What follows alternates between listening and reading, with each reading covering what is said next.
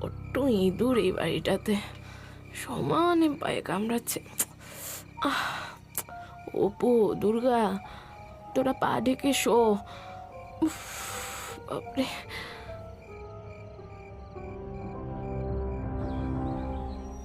মা, ও মা, তোমার শরীরটা কি খুব খারাপ লাগছে মা? না রে, ও একটু জ্বর এসছে আর পায়ে বড্ড ব্যথা। কাল রাতে একটা ইঁদুর সমানে পায়ে কামড়াচ্ছিল। ইঁদুর? কিন্তু কাল যখন আমি আর ভাই পরিষ্কার করছিলাম তখন তো কোনো ইঁদুর দেখিনি। দেখ না, আমার পায়ে দেখ। এ কি মা, তোমার পায়ের এমন অবস্থা কি করে হলো?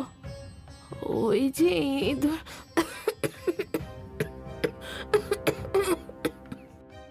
মা, তুমি আর কথা বলো না, তোমাকে তো ওষুধ দিতে হবে, কিন্তু ওষুধ কেনার টাকা পাই কোথায়? আমার কিচ্ছু লাগবে না, তোরা দুটো ভাত ফুটিয়ে খেয়ে নে বরং, আমি বিকেলের মধ্যে সুস্থ হয়ে যাব দেখিস। না মা, তোমার পায়ের যা অবস্থা তাতে এমনি এমনি সারবে না। আমি বরং তোমার মতো হাটে গিয়ে ফল বিক্রি করে তোমার জন্য ওষুধ নিয়ে আসি। হ্যাঁ, তুই বাচ্চা মানুষ, ওসব পারবি নাকি বোকা? কোথাও যেতে হবে না। খুব পারবো, তুমি শুধু হাটে যাওয়ার রাস্তাটা আমাকে বলে দাও।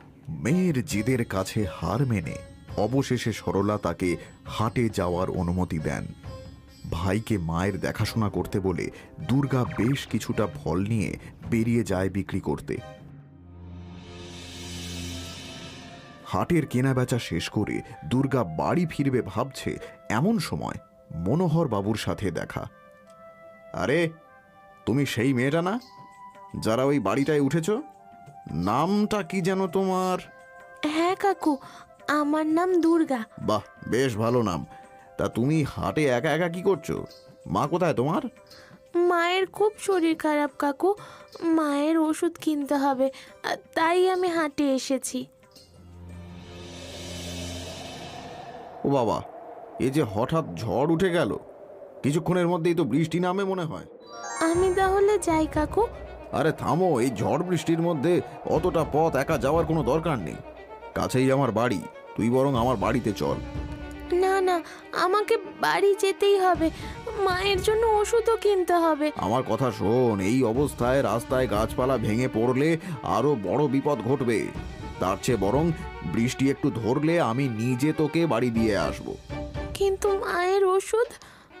কবরেজি বিদ্যা আমার একটু আধটু জানা আছে, আমি তোর মাকে দেখে ওষুধ দিয়ে আসবো ক্ষণ। বৃষ্টি শুরু হলো, চল চল চল।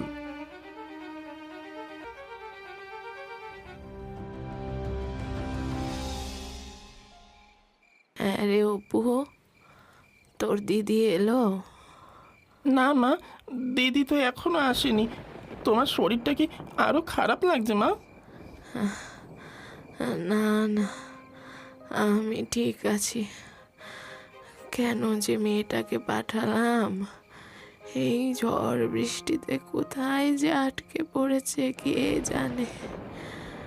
উঠে গিয়ে যে একটু দেখবো, সে শক্তিও শরীরে অবশিষ্ট নেই। এইভাবে রাত আরো বাড়তে থাকে, কিন্তু বৃষ্টি কমার নাম নেই। এদিকে সারা দিনে ওষুধ খাবার কিচ্ছু না পেয়ে সরলার জ্বর তখন প্রচণ্ড বেড়ে গিয়েছে।